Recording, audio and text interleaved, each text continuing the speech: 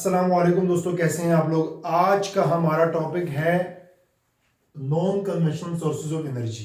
वैसे ये चैप्टर जो था वर्क एंड एनर्जी, तो इसमें जो मेन टॉपिक था वो था इसी बारे में कि हमारे पास एनर्जी बेसिकली होती क्या है। मतलब इसमें हमने तकरीबन सारी जितनी भी चीज़ें पढ़ी थी वो एनर्जी से रिलेटेड ही पढ़ी थी कि एनर्जी क्या होती है, वर्क डन क्या होता है, वर्क डन का एनर्जी में क्या जो मतलब वो सारी चीज़ें एक दूसरे से जो इंटरकनेक्टेड चीज़ें थी वो सारे हमने पढ़ी।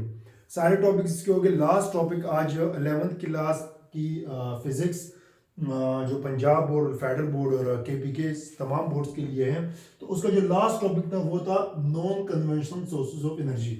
अब नॉन कन्वेंशनल का मतलब अगर आप देखो तो नॉन कन्वेंशनल का मतलब ऐसे रिसोर्सेज, ऐसी चीज़ें जो तकरीबन ना ख़त्म होने वाली हो। अगर उर्दू में इसकी वो तर्जुमा करो या उर्दू में इसका करो तो मतलब ऐसे पैसे के बगैर, मतलब ये वाली जो चीज़ें ना ये पैसे के बगैर तकरीबन ऐसे है कि पैसे के बगैर हम इससे एनर्जी, मतलब कहीं कहीं भी ऐसा होता है बट बहुत सारों पे हम पैसे के बाद, पैसा क्यों, पैसा मतलब लगता है, ऐसा नहीं है कि नहीं लगता, बट ये चीज़ें जो एनर्जी है ये हमें फ्री मिलती है। मतलब हमें सेटअप तो लगाना पड़ेगा बट जो है ये ख़त्म नहीं होती। नॉन कन्वेंशनल मतलब ये ख़त्म नहीं होती, ख़त्म नहीं हो सकती तब तक जब तक ये दुनिया है। जब तक ये दुनिया है तब तक ये चीज़ें ख़त्म नहीं हो सकती। और पूरी दुनिया में कई लोग, कई कंट्रीज़ इस चीज़ से काफ़ी फ़ायदा उठा रहे हैं। अब हमारे यहाँ सबसे जो बड़ी प्रॉब्लम है, हमारे यहाँ एनर्जी की प्रॉब्लम है।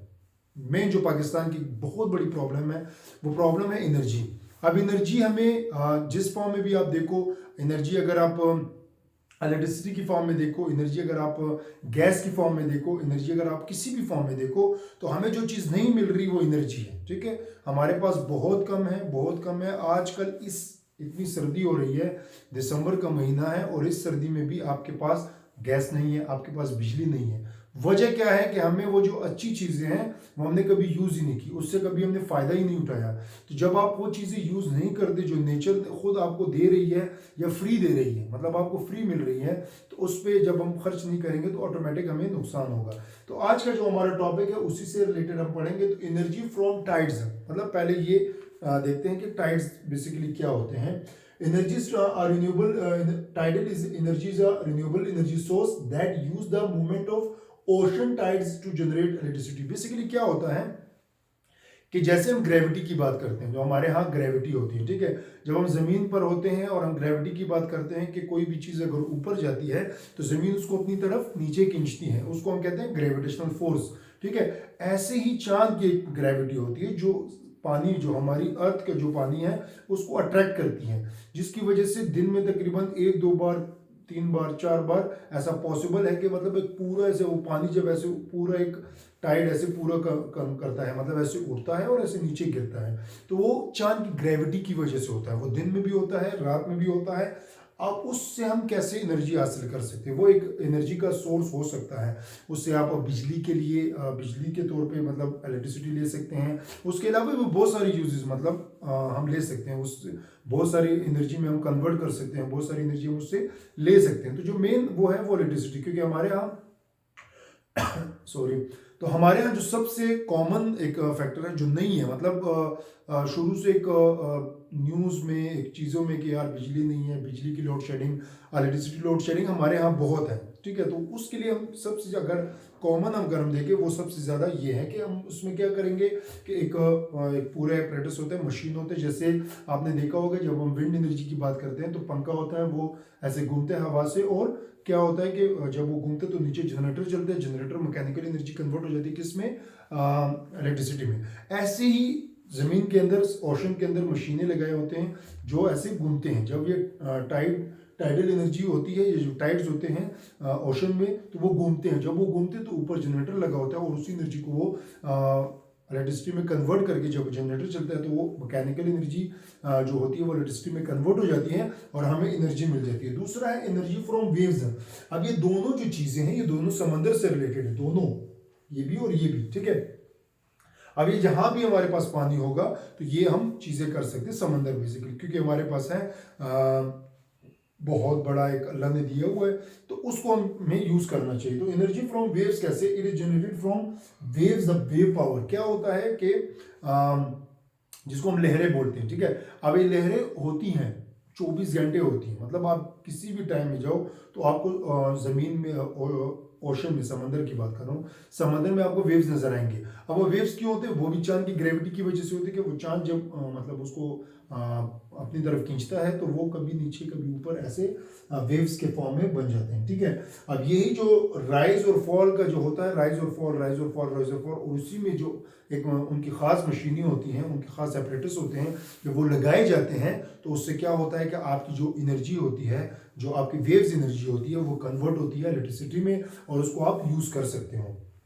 जो तीसरी एनर्जी है सोलर एनर्जी, इस दुनिया का सबसे बड़ा एनर्जी का एक फ्यूल, एक टूल, एक मशीन, जिसको आप मशीन भी कह सकते हैं। क्या मतलब?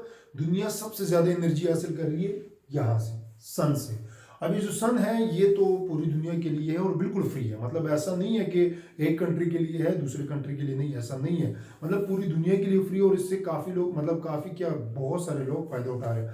आजकल चूंकि पाकिस्तान में बहुत ज्यादा मसला है, तो सोलर प्लेट जो होते हैं या सोलर जो पैनल्स होते हैं, तो पैनल हर बंदे ने अपने घर के बाहर लगाए हुए हैं, छतों पर लगाए हुए हैं। क्यों लगाए हुए हैं? वो इसलिए लगाए हैं कि जो बिल्स हैं, जो हमारी इलेक्ट्रिसिटी गवर्नमेंट दे रही है, वो काफी महंगी पड़ रही है हमें। ठीक है, तो ये क्योंकि एक ही दफा खर्चा करो, और वो अब होता क्या है बेसिकली कि जब यही जो सोलर एनर्जी है, जो सन है, जब ये लाइट सीधी पड़ती है यहाँ पर सोलर प्लेट पर, यहाँ पर क्या होता है कि यहाँ पर जो हमारी ये जो एनर्जी की वेव्स होती है ना, वेव्स जो मतलब जिनको हम वेव्स ही कहते हैं या रेज कह सकते हैं, रेज जो होती हैं, जो सन की रेज होती हैं, जब यहाँ पर प्लेट पर पड़ती है ना, तो हमारे जो ये जो रेस के पार्टिकल्स होते हैं ना, ये क्वांटाइज्ड होते हैं, क्वांटा इसको कहते हैं। ठीक है, तो ये क्वांटा जब इस पर पड़ता है तो यहाँ पर जो मशीनें लगी होती हैं, यहाँ पर फ्रीक्वेंसी जनरेट, मतलब फ्रीक्वेंसी चेंज होती है बेसिकली। तो ये जब फ्रीक्वेंसी चेंज होती है तो ये ऑटोमेटिक यहाँ पर जो मशीनें लगी होती हैं, और ये जाके जो चार्जेस, जो हमारे इलेक्ट्रॉन्स की चार्जेस हैं, जो फ्रीक्वेंसी चेंज हुई, और वो सीधा आके यहाँ पर बैटरी में स्टोर होगा और उसको बाद में हम यूज़ करेंगे। ठीक है, सिर्फ ये नहीं, एनर्जी के बहुत सारे सोर्स जो हमें सूरज से मिलते हैं, बहुत सारे। हम कहते हैं कि हमें कैल्शियम मिलता है तो उससे मिलता है, सिर्फ हमें नहीं, हमारे प्लांट्स को, हमारी जितनी भी चीज़ें हैं, मतलब हर एक चीज़ के लिए सूरज एनर्जी देता है। तो एनर्जी को, सूरज को आप कह सकते हैं कि इस दुनिया का सबसे बड़ा एनर्जी का सिस्टम आप कह सकते हैं कि सबसे ज़्यादा एनर्जी हमें क्या, कौन देता है? एनर्जी। लेकिन यहाँ हम बात कर रहे हैं कि जी सोलर पैनल्स की, तो सोलर पैनल बेसिकली क्या, कि सोलर पैनल आप घर पे लगाओगे तो आपकी जो सन एनर्जी होगी वो डायरेक्ट कन्वर्ट होगी इलेक्ट्रिकल एनर्जी में। तो आप उसको इलेक्ट्रिसिटी के तौर पर यूज़ कर सकते हो, घर में यूज़ कर सकते हो, इंडस्ट्रीज में यूज़ कर सकते हो, और ऑफिस में, हर जगह पे आप यूज़ कर सकते हो। वो आपको सस्ती पड़ेगी, एक ही दफ़ा का खर्चा होगा, और तो इसलिए पाकिस्तान में ये आजकल बहुत ज़्यादा कॉमन है। उसके बाद है energy from biomass. Biomass basically क्या होता है? बायोमास के दो मेथड होते हैं, एक डायरेक्ट मेथड होता है, एक फर्मेंटेशन होता है। अब बायोमास बेसिकली क्या होता है? बायोमास मतलब होता है कि एनिमल्स, ये एनिमल से लिया जाता है और प्लांट से लिया जाता है। ठीक है, अब बायोमास का मतलब क्या होता है? बायोमास से सर आप कह सकते हैं, जैसे फॉर एग्जांपल हमारा पेट्रोल होता है, या जो हमारे जितने भी पेट्रोलियम प्रोडक्ट्स होते हैं, ठीक है, जो हम ज़मीन से लेते हैं। अब ज़मीन में वो पेट्रोलियम प्रोडक्ट कहाँ से आए? सोचने वाली बात यह कि हमारे पास वो आई। अब वो जो फ्यूल्स हैं, ये जो फोसिल फ्यूल्स जो नीचे हैं, कोयले की फॉर्म में है, वो पेट्रोलियम की फॉर्म में है, तो जब वो हमने निकाले तो वो एनिमल से बनते हैं, एनिमल के डांचे से बनते हैं, कि जो हज़ारों साल पहले ज़मीन में धंस चुके हैं, जो प्लांट्स हैं वो जो ज़मीन में धंस चुके हैं, तो उसी को रिसाइकलिंग करते करते करते वो एक चीज़ नई तैयार हो गई, और उससे हम वो एनर्जी हमें मिल रही है। वो पेट्रोल की फॉर्म में मिल रही है, केरोसिन ऑयल की फॉर्म में मिल रही है, कोयला की फॉर्म में मिल रही है, उसके अलावा वो बहुत सारे फॉर्म्स में हमें मिलती है। उससे हमारी कंपनीज भी चलती हैं, उससे हमारे जनरेटर भी चलते हैं, उससे हमारे घर भी चलते हैं, तकरीबन हर चीज़। दूसरा जो मेथड है एनर्जी फ्रॉम बायोमास का, अगर आप देखो, ये पूरे एक साइकिल बन रहा है कि दरख्त से हमने एक लकड़ी बनाई, लकड़ी क्या हुई कि टूट फूट के, मतलब दरवाज़ा टूट फूट के वो कचरे में कन्वर्ट हुआ, कचरा या कंपनी ने यूज़ किया, कंपनी से कार्बन डाइऑक्साइड निकला, कार्बन डाइऑक्साइड सीधा गया फिर प्लांट्स में, तो वो एक रिसाइकल। ठीक है, एक पूरा साइकिल जो एक मेथड होता है। इसका एक और आसान एग्जाम्पल ये कह सकते हैं कि फॉर एग्जाम्पल आप सर्दियाँ जैसे हैं, ठीक है, तो हम सर्दियों के लिए हम क्या करते हैं कि फॉर एग्जांपल हमने एक कमरा गर्म करना है। ठीक है, कमरे पे क्योंकि टेम्परेचर बहुत कम हो चुका है, तो टेम्परेचर थोड़ा सा बढ़ाना है, तो उसके लिए हम क्या करेंगे? हम उसके लिए ये करेंगे कि हम जो टेम्परेचर कमरे का होगा उसको हम थोड़ा सा तेज करने के लिए क्या करेंगे? आग लगाएंगे। किसको आग लगाएंगे? लकड़ी को आग लगाएंगे। ठीक है, अब वो जो लकड़ी है उसको हमने यूज किया, फिर सपोज करते कि हम लकड़ी नहीं लगाते हैं, हमारे पास क्योंकि शहर में रहते हैं, तो हमने हीटर ऑन किया, हीटर किससे जला? गैस। गैस कहाँ से आया? जमीन से। जमीन में वो जो है वो किसी इसी चीज़ से बनी होगी, ठीक है। उसके बाद है एनर्जी फ्रॉम वेस्ट प्रोडक्ट है। तो वेस्ट प्रोडक्ट मतलब म्यूनिसिपल वेस्ट जो होते हैं, जो हमारा जो कचरा, जो हमारा कूड़ा करकट, जो हमारा गंद होता है, ये उसमें क्या होता है कि इसमें उसको जलाया जाता है, उसको जला के और फिर ये तैयार किया जाता है वेस्ट प्रोडक्ट, इसी को बोलते हैं, ठीक है। उसके बाद geothermal energy, this is the heat energy which extracted from earth, मतलब जमीन से हासिल की जाती है, दो फॉर्म में होती है। ये गैस की फॉर्म में भी हो सकती है और स्टीम की फॉर्म में भी हो सकती है, ठीक है, दो फॉर्म में होती है। स्टीम की फॉर्म में भी हो सकती है और गैस की फॉर्म में भी हो सकती है, दोनों अलग अलग काम करते हैं, ठीक है। आप उसे क्या करते हैं कि हमारी जो आपने सोचा हो, देखा होगा प्रैक्टिकली, जब हम बोरंग, जो जिनके घरों में बोरंग होता है, तो जब हम पानी निकालते हैं सर्दियों में तो वो बहुत ज़्यादा गर्म होता है, मतलब गर्म ऐसे होता है कि किसी ने गर्म किया हुआ है। तो हमारी जो जितनी भी, जैसे हमारा सुई का गैस है, जो हमारे वहाँ से मीथेन गैस निकलता है, तो वो कहाँ से निकलता है, वो यहीं से निकलता है, ज़मीन से, उसी को जियोथर्मल एनर्जी कहते हैं। तो ये था हमारा आज का लास्ट टॉपिक इस चैप्टर का, वर्क एंड एनर्जी 11th की लास्ट फिजिक्स।